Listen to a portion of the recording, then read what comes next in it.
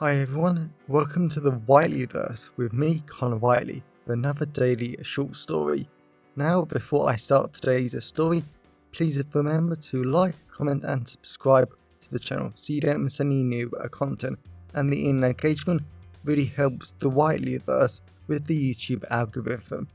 Also, if you want to buy this short story and any of my other fiction, then they're available from all major ebook retailers and at your local bookstore and local library if you requested, and you can order paperback copies from Amazon. Now, here's today's short story. I hope you enjoyed just as much as I did writing it. Invitations to Secrets, Lies and Deceit. The 2nd of December 2022. Canterbury, England. No one thinks about the walls. Before Private Eye Bettie English had fallen in love, before she had become president of the British Private Eye Federation, and before she had given birth to 2 amazing kids, Betty actually got a lot of cases through strange invitations. Hell, she loved it, and she had gotten some of her best and most exciting cases from invitations from mystery senders. But as she sat at a massive oak round table with only 4 other people, she was really starting to regret her joy of receiving weird invitations. The dining room she sat in was rather nice and almost magical in a way, with beautiful red, green and bright pink tinsel hanging all over the walls and ceiling, and the tinsel shined like stars off the crystal chandelier. That was probably real. Betty had seen some impressive families do great on their Christmas decorations, but this family might have topped it. There of course wasn't 1 or 2 or even 3 massive pine trees in the dining room. There was 1 in each corner. And Betty was amazed that each Christmas tree was decorated in an identical way, with rainbow-colored LED lights gently pulsing Christmas magic, golden tinsel hugging the tree loosely, and little naked candles burning on the trees, filling the air with the sweet scents of frankincense and myrrh.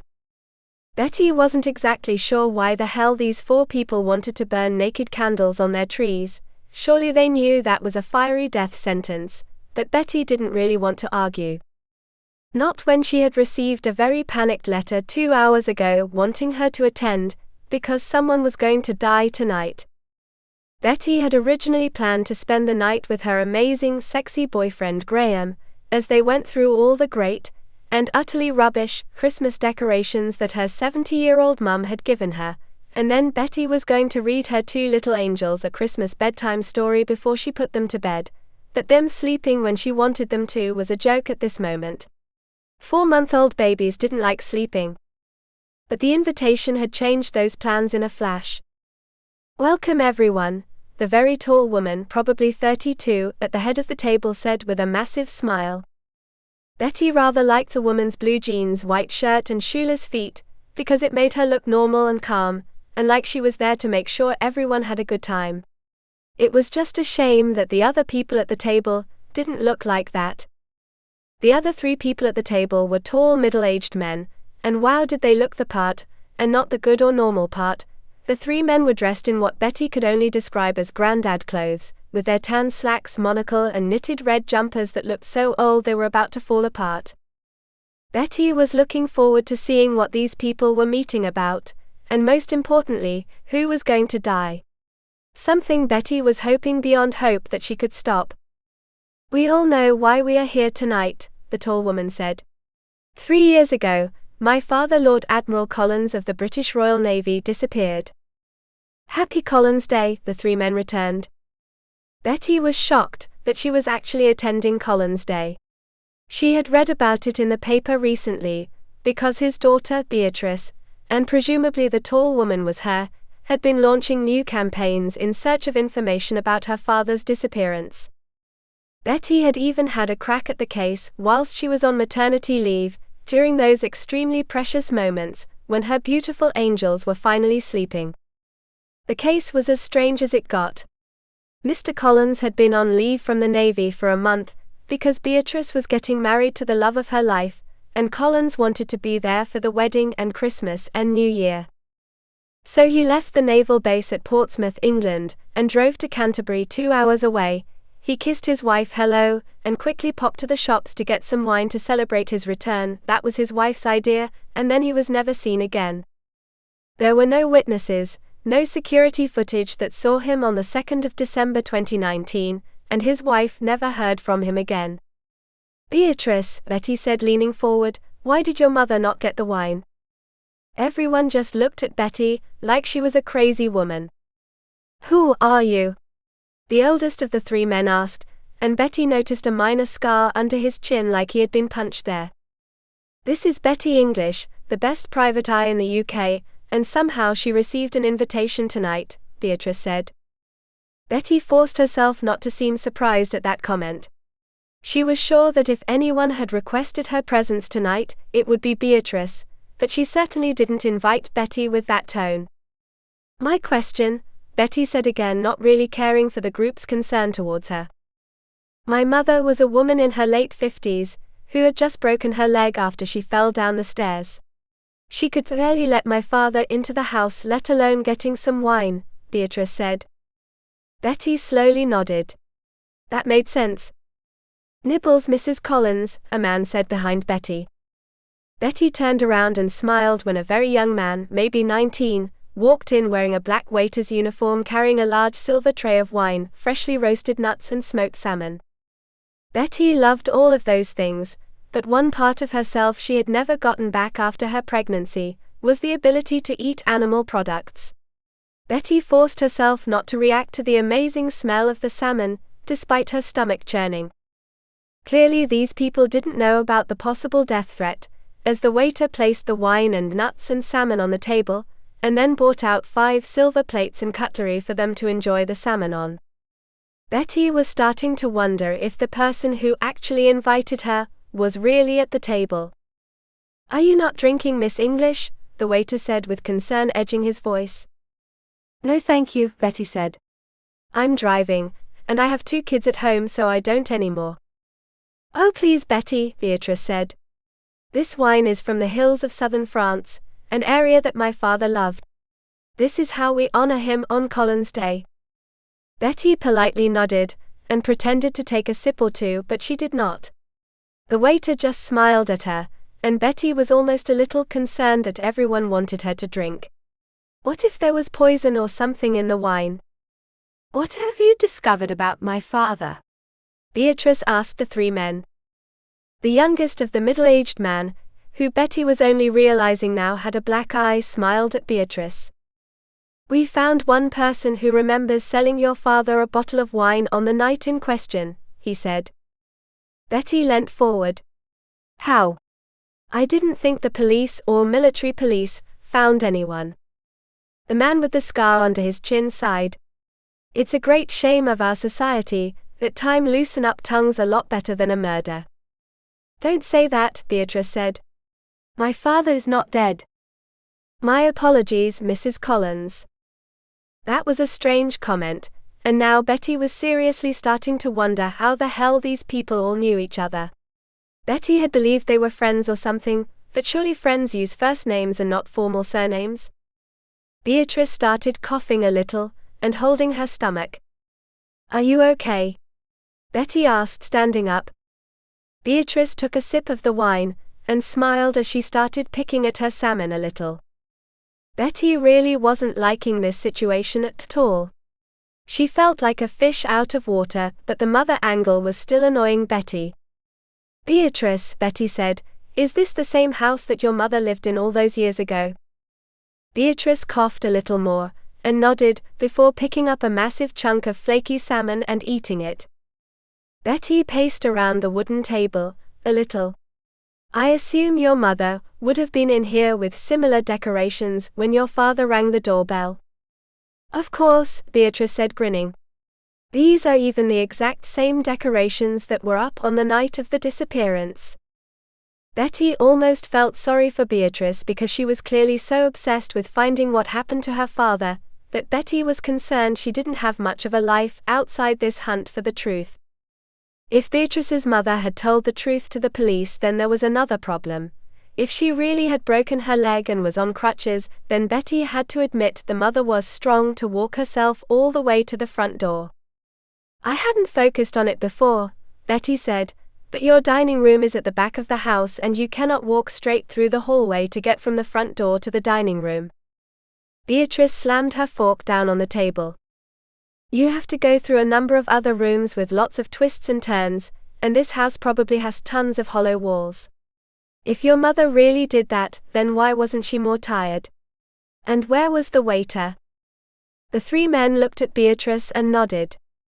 You seem to be obsessed with keeping everything the same, so there had to be a waiter, probably the same waiter, 3 years ago. Why didn't he answer the door? Or better yet, why didn't your father open the door with his front door keys? Beatrice downed her wine in a single gulp. I don't know, damn you. I don't know what happened to my father. I don't know what happened to my mother that night. I don't know anything. Betty went over to her and folded her arms. What do you mean you don't know what happened to your mother that night? Did she lie to the police? All three men stood up and went over to Beatrice. Their arms folded. Beatrice held her stomach a little tighter. My mother was out that night. She texted my father saying she would be home soon, so he went to get the wine as a surprise. Betty looked at the men. She was having an affair, wasn't she? No. No. No, Beatrice said. That ain't true. My mummy was not having an affair. The last of the men that Betty hadn't focused at all on yet, just looked to the ground. And Betty noticed his massive balding patch. How long did you sleep with her mother? Betty asked calmly. Beatrice folded her arms and looked like she was about to cry. I didn't mean to sleep with her, he said, not daring to look up. I didn't mean to have sex with her. I didn't mean, well, any of it. Beatrice hissed a little. It was just my wife left me years ago. Your mother was so nice, and she was annoyed at the Navy for always taking her husband away from her. We were both lonely, he said. Damn you, Jasper, Beatrice said. Betty went over to Jasper and gently raised his head with a single finger. Did you kill Mr. Collins? Jasper didn't even smile, like that was a stupid thing to say. Instead, he simply shook his head as his eyes turned wet, and Betty really knew that he was telling the truth. Someone collapsed to the ground. Betty spun around. The man with the black eye was gasping for air. Betty laid him perfectly straight, tried for a pulse, and she didn't find one. Call an ambulance, Betty shouted.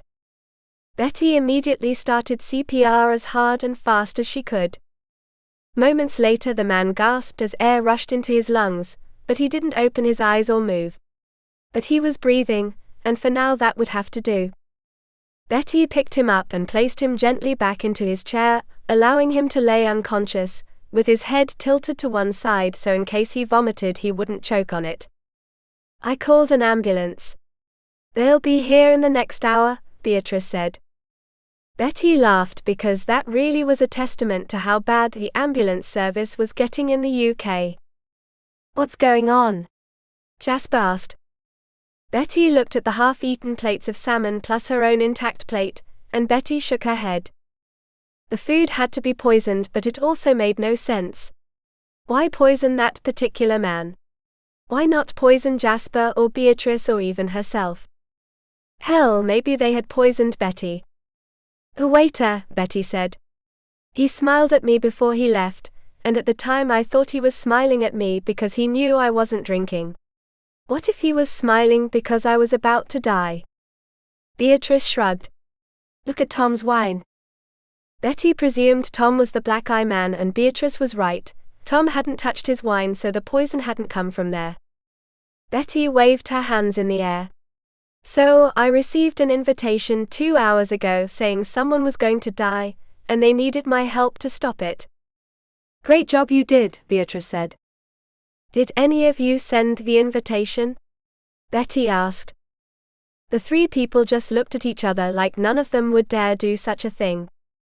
Betty had to agree with them. If any of them had sent the invitation, they would have known not to drink or eat or touch anything, just in case poison was being used. So we have 3 problems to solve, Betty said. I need to know who sent me the invitation, what happened to your father, and who tried to kill Tom here. Both Jasper, the man with the scar under the chin, and Beatrice laughed. I'm sorry, Betty said to the man with the scar. What's your name? The man laughed. Believe it or not, I'm the uncle of the family. Jeremiah Collins, the bum of the family, who has apparently never accomplished anything in my life. Beatrice hissed, and Betty thought she was actually going to spit at him. There was definitely no love lost between them. How did you get your scar? Betty asked. Betty loved watching all the color drain from Jeremiah's face. He said. I was cleaning snow off my drive 2 years ago and the shovel hit me. We didn't have snow 2 years ago, Betty said. And you had that scar 3 years ago but not before, Beatrice said. Fine, Jeremiah said, trying to go for the hallway, but the waiter appeared and blocked him. I saw my brother that night, he disappeared. And you never said anything, Beatrice said, trying to control her rage. Betty took a few steps back just in case she lashed out.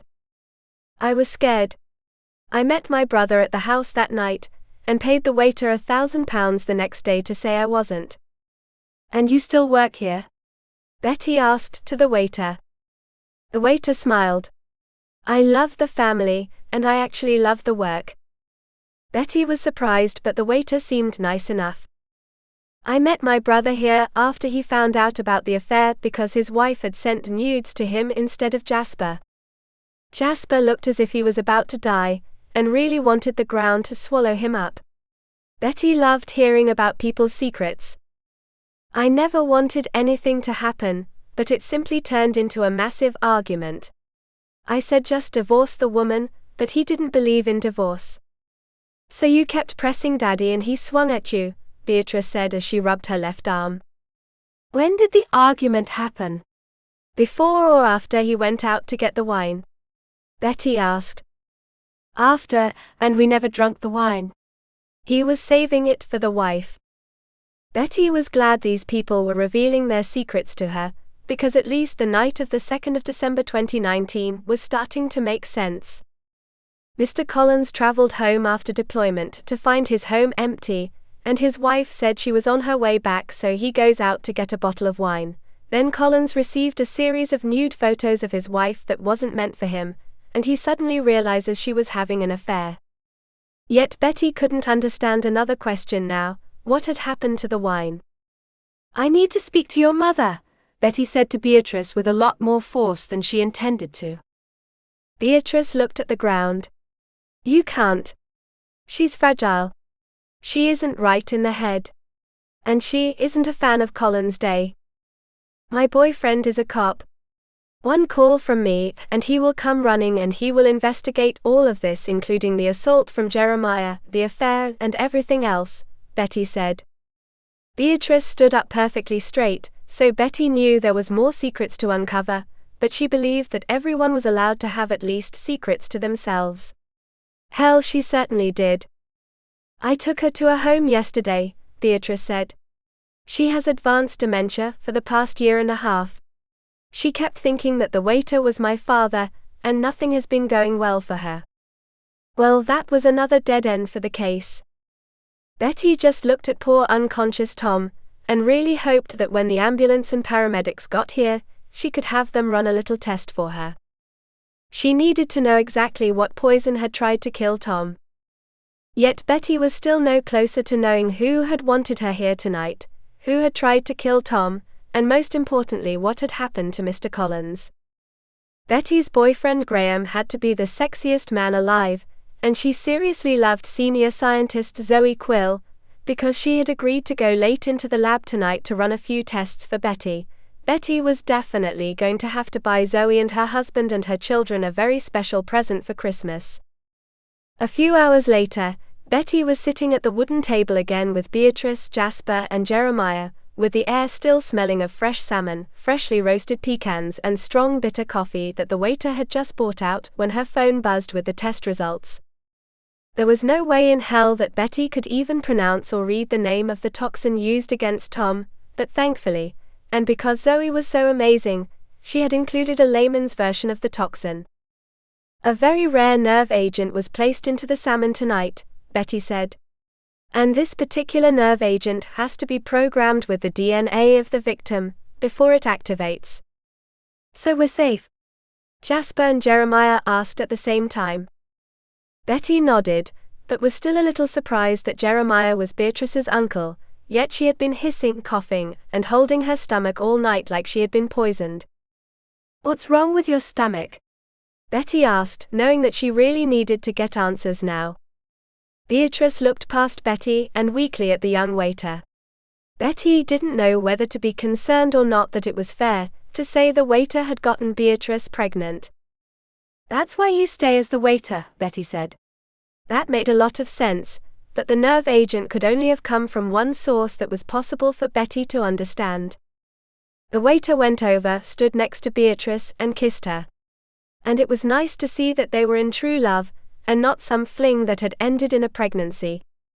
"Did your father ever bring back things from the Navy?" Betty asked. Beatrice held the waiter's hand so tight that her knuckles had turned white. "Yes, he brought back little things, but he always kept them locked in a safe." Betty just laughed because she finally realized what was going on, how someone had tried to kill Tom, and what had happened to Mr. Collins 3 years ago. Someone, not Mr. Collins, was living in the walls. "Have you ever heard sounds in the walls?" Betty asked. "Have you ever heard sounds like someone was walking about at night?" Beatrice's eyes widened. "My mother, she said someone pushed her down the stairs when she broke her leg. I never believed her. I lied about when she broke her leg, but she did break it 4 months before my father disappeared. And my brother constantly moaned about food going missing," Jeremiah said. "Nothing weird has happened for years though. No food or anything." Betty just nodded. "This old house has a lot of hollow spaces in between the walls, and I think if we open up some of these walls then we'll find something very disturbing." "You think my daddy's inside?" Beatrice said. Betty took out her phone and called Graham. She didn't have the heart to agree with Beatrice, but they did need a team of crime scene techs here immediately. There was a lot of answers to find, no matter how disturbing they might be.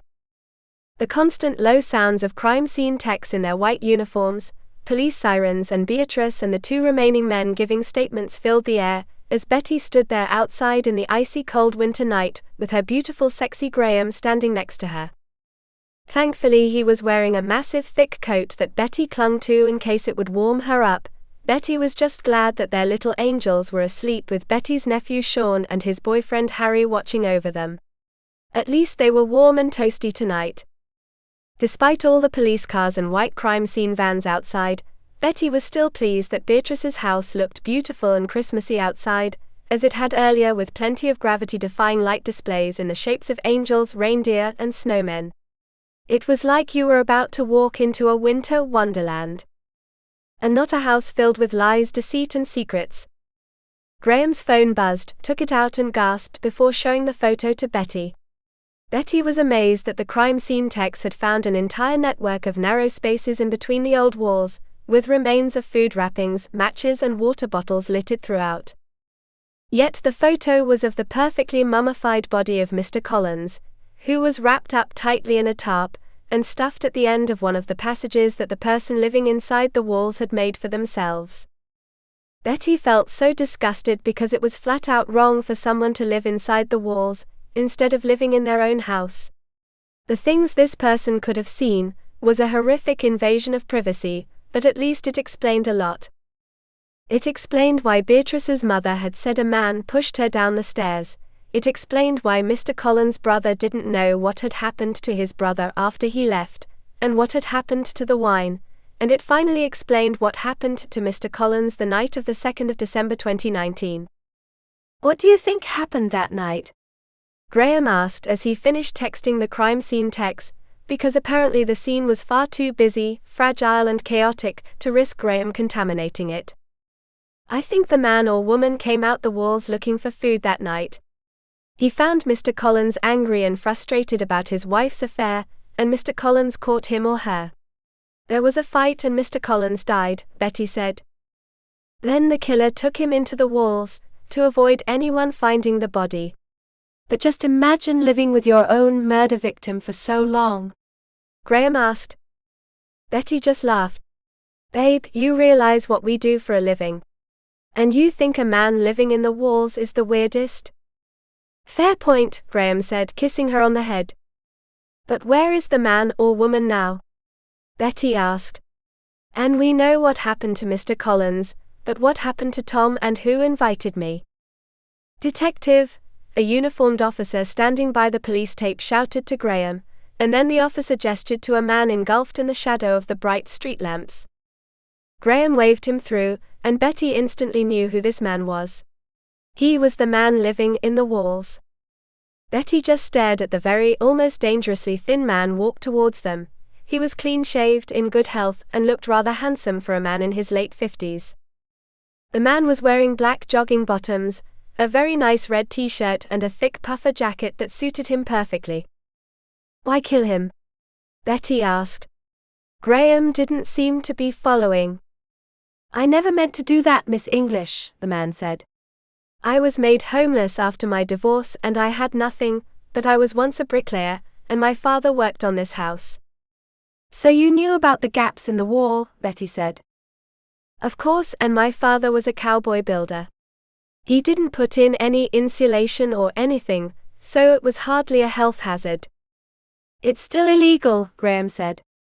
Betty waved him silent, and gestured the man to continue.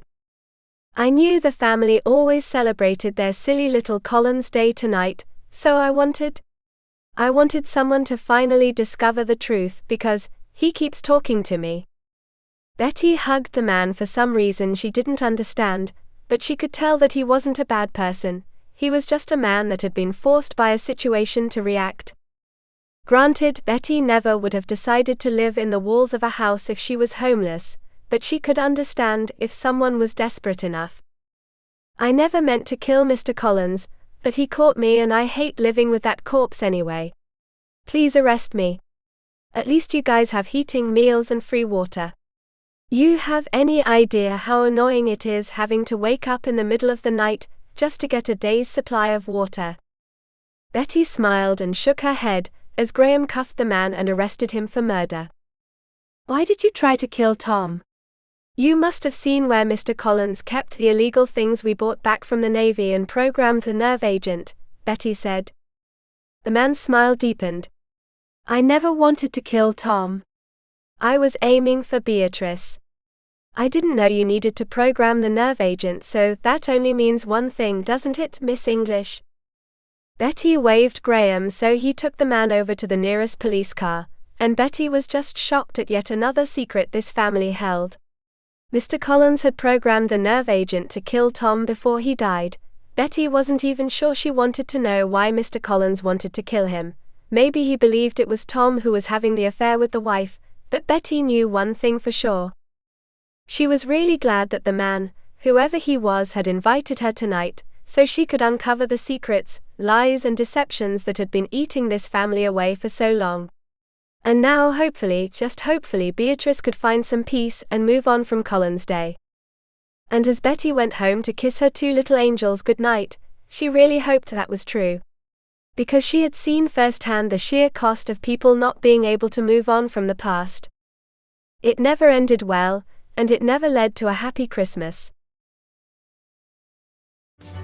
Welcome back everyone, it's me again, Connor Whiteley. So I really hope that you enjoyed today's story, because I flat out love writing, creating stories and sharing them with you. If you really enjoyed today's story, then please remember to like, comment and subscribe to the channel so you don't miss any new content, and the engagement really helps the Whiteleyverse with the YouTube algorithms.